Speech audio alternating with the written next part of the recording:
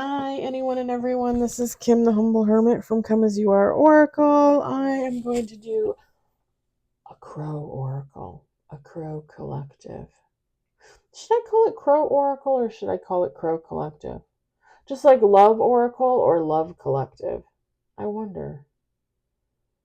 I wonder. I'm doing it for today. Today is Friday, November 21st, 2025. You may follow me on the talk, the tube, my blog, or not. Totally up to you. Take what resonates, leave what doesn't. If it doesn't fit, don't make it fit. If some of it fits, God's kiss. We love that for you. Whatever does not, leave it on the table for someone else. You don't need to take on energy that wasn't meant for you. We're going to use the Urban Crow Oracle by M.J. Cullinane.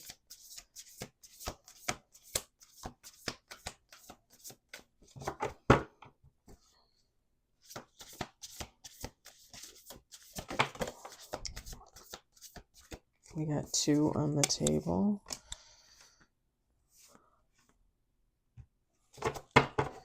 Uh-oh, somebody's thinking about somebody. That's pretty heavy. Like, it's heavy. Like, as soon as the cards, so here's the deal, guys. When cards fall out and I tell you something right away, it's the energy is heavy. Whether it's a good heavy, whether it's a bad heavy, it doesn't matter. If I tell you something right away, it is there. It is like in my face. It is, yeah.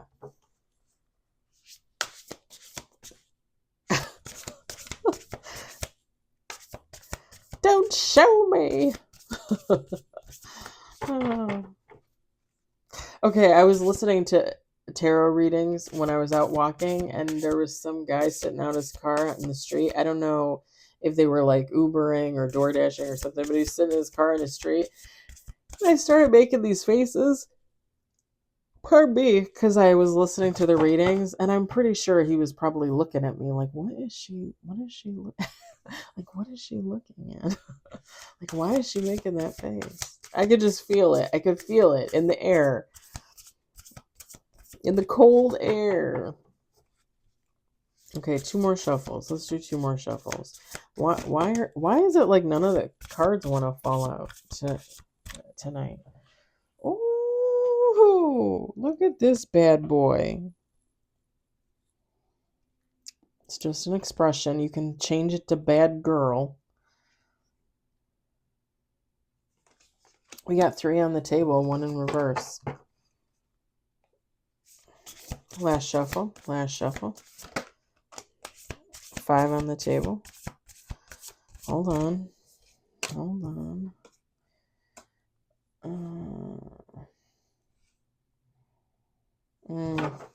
6 with bottom of the deck. Oh, shit. Okay, that got kind of dark real fast. Like, oh, shit. Yeah, oh, shit. What was that from? I just watched it. What was that? Oh, shit. Yeah. Oh, shit. Oh, it was, it's Bridesmaids. When, Melissa McCarthy's character, what was her name? Molly? I can't remember. Molly? Emily? I can't remember. Anyway, she was talking to what's her name, the main character, the main actress, and what's her name goes, oh shit, and Melissa McCarthy's like, yeah, oh shit. Oh, it was when she was talking about her falling off at the beginning when they're at the country club for the engagement party, and she tells her she fell off the cruise ship and she met a dolphin, talked to the dolphin. Okay, if you guys, okay, please do not tell me you've never seen Bridesmaids. If you have never seen Bridesmaids, please go watch Bridesmaids. I'm sure you can watch it somewhere for free. I'm sure. It is one of the funniest movies. Like, I just cannot even. I cannot even. I love that movie. Actually, now that I'm thinking about it, I might watch it again. Seriously. Because I love it. The other movie that I love too, and I know it's kind of like Amy Schumer in Trainwreck is one of my favorite movies. Like, I just think she is absolutely hilarious in that. I don't really like her per se. I mean, I do, I don't, but I love that freaking movie. I love it. Trainwreck, Bridesmaids. Go see it if you have not seen. Go see them if you have not seen them. Okay, so we have 6 with bottom of the deck. We've got Memory. We've got Bond. Yeah, those are the ones that I said have the heavy energy. We've got the Anomaly in the reverse. Okay. We've got Survival. We've got Soar. And then bottom of the deck is Fear.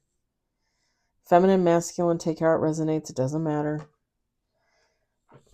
You guys know me. I like hetero norms. I don't know why. I mean, I'm bisexual, but I still like hetero norms. So if I refer to something, it'd probably be feminine and masculine. Feminine and masculine. I don't know why I said it like that. Unknown caller. Okay, I swear to God, I thought I turned my phone off. Okay, can we do that? Because, I think there we go, silent mode on. Okay. Somebody's thinking about a relationship that they had with another person, with this memory and this bond. And it's heavy. And when I say it's heavy, again, the energy is there. Like, it's a heavy energy. But when I say that it's heavy, at least for this reading, it would be like somebody just like consistently thinking of the same person over and over and over and over and over again. Like all day, all night. Like you fall asleep dreaming about this person and you wake up having a nightmare about them, like, or vice versa. Like, it's just somebody thinking about another person, like, constantly. And I'm not saying that, if this resonates for you in that way, I'm not saying that to be mean or condemning or shaming or anything like that. I mean, and you guys, if you subscribe, I use myself as an example all the time. The ex-best friend, like, after what happened between the two of us in 2022, and I stopped talking to her, in 2023, I probably thought about her every day, almost all day, probably for that whole year or close to it. Like, it took me a long time to kind of leave her in the past where she belongs and try and just keep, a hold of the good memories and think of the good times as opposed to the horrible ones. It took me a long time to just kind of let that all go. Like, I used to think about her like crazy, and now I hardly ever think about her, honestly.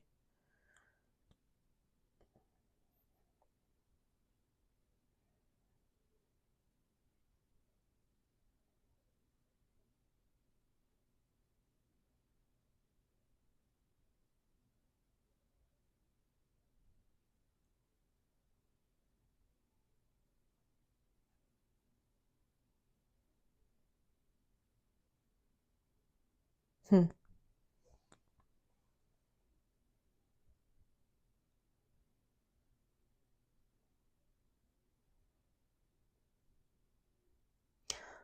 Okay, and this probably pertains to the read, but I'm picturing like a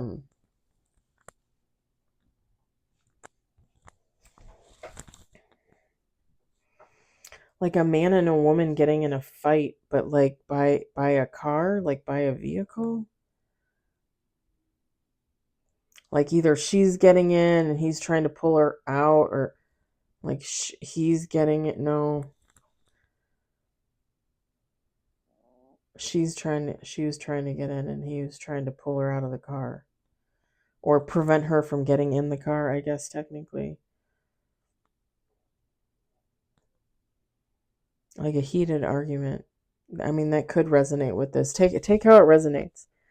Either that or maybe something's going on at the neighbors. I don't know. It could be either or. It could be both.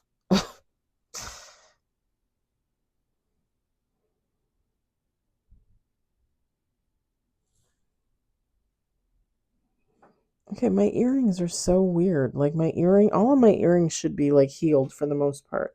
My newest one is on this ear, and it doesn't even bother me as much as all of these freaking bother me. It's crazy. And like I said, they should all be healed by now. All right, anyway.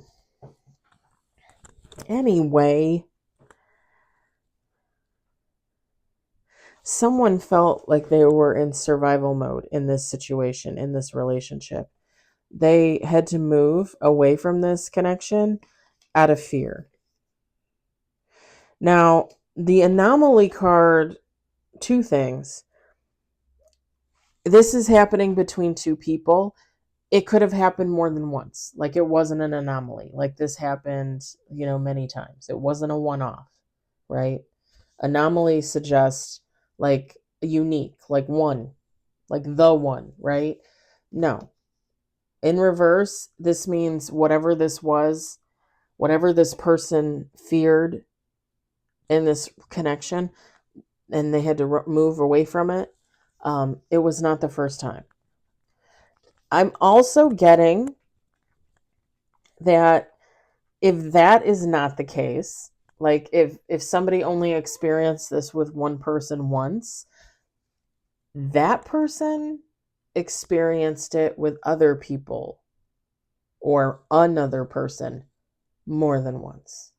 So meaning, like, let's say I'm dating Ted and he's abusive and I try to get away 3 times and I finally get away the third time. Flip side of that, I'm dating Ted. I get away from him the first time. He shows signs of being abusive. I later find out that he was in 3 other relationships with 3 other women, all of them. Multiple times these women tried to leave and get out of this relationship and then finally got out. Do you get it? So it's either this connection or it's somebody's other connection or connections where it happened more than once or it was an ongoing thing. Because to me it screams abuse of some kind, whether that's emotional, physical, sexual, verbal, whatever the case. Like, to me, it gives off abuse, like somebody abusing their power and exerting themselves over another person. You guys, for some reason, I'm literally freezing in here.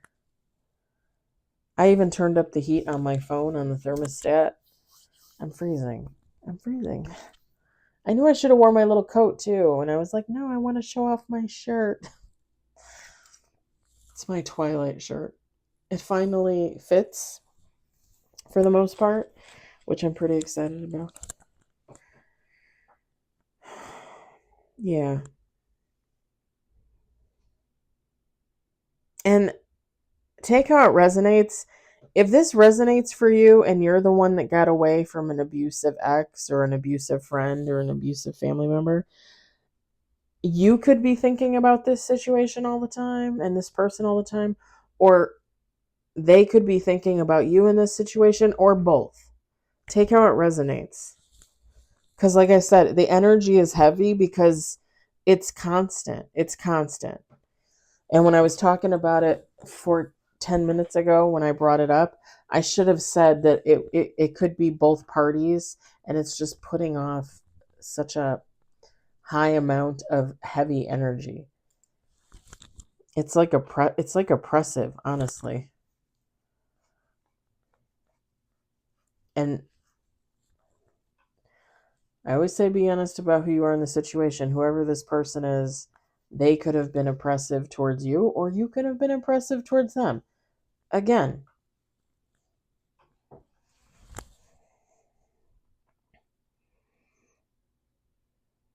we always...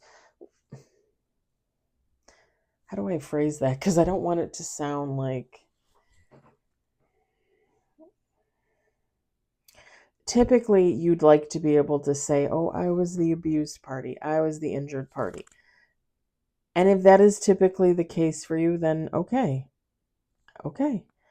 However, I can recognize as a healing individual that I probably have been the oppressive one before, that I have probably tried to exert my control over somebody before. I can't remember a specific incident, but at the age of 45, I'm assuming it had to have happened at some point because we're not angels 100% of the time. We're humans just living an experience.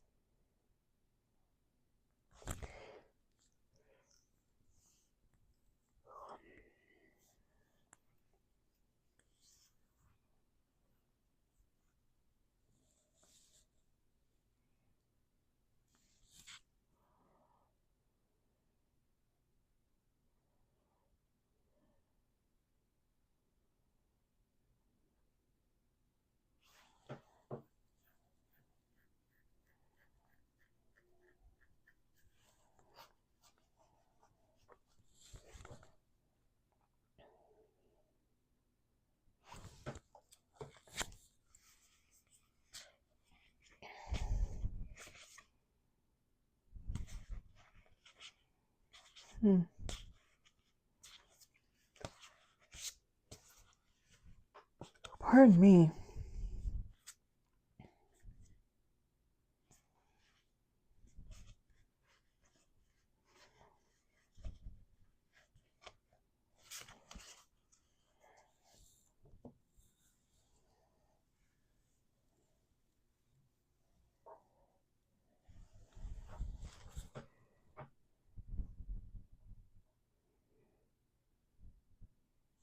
When I look at this survival card and you see this crow, and then you see, because it almost gives like the crow is trying to hide right from the fox, like there's flowers, there's branches down there, like they're trying to hide in like a bush or something. It kind of seems like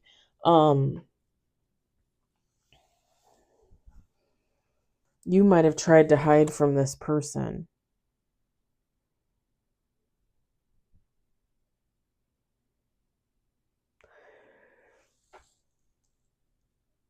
And I don't know why I'm getting this, but I'm getting like you might have tried to hide from this person thinking it was a game and then realizing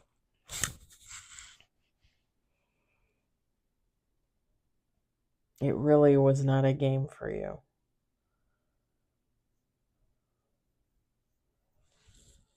I don't know who that was for.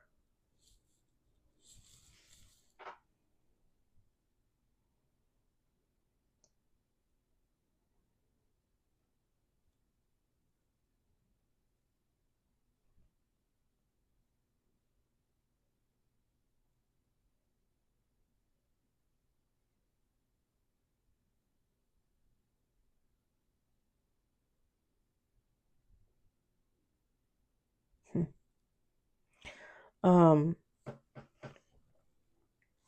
I heard two women yelling at each, like I saw two women yelling at each other. And I want to say, like, if this resonates for you, like you were yelling with another woman, possibly someone related to this other person in this situation. I don't think it was the person, but possibly somebody related to them. And I kept hearing the word or the name Roxanne. I don't know any Roxannes. I heard it like twice. Roxanne, Roxanne. But it was almost like she was shouting it.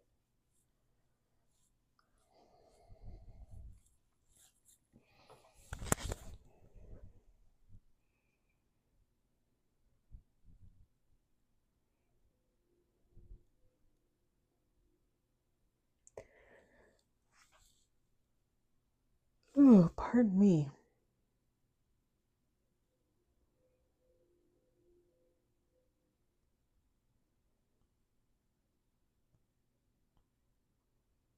All right. I think I'm going to leave it at that. I think I'm going to leave it at that. Um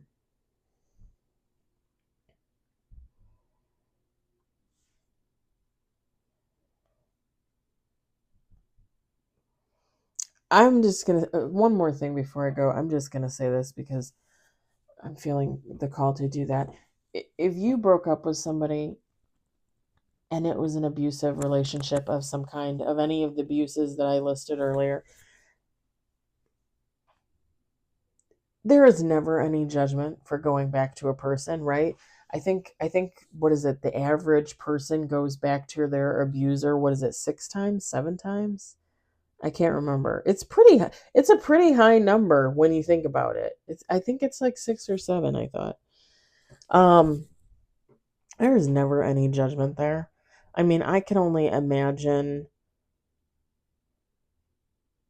what kind of life circumstances you would have to be in to go back to your abuser and to keep going.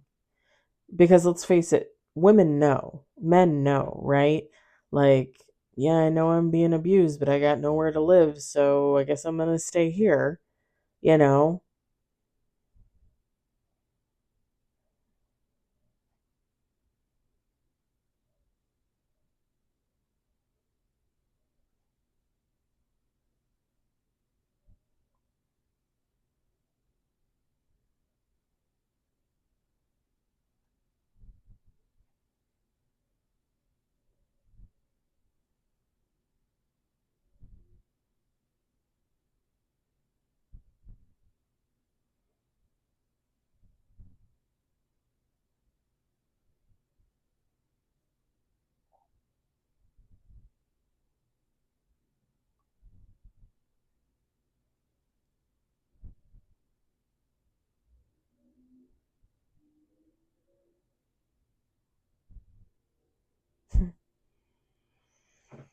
All right.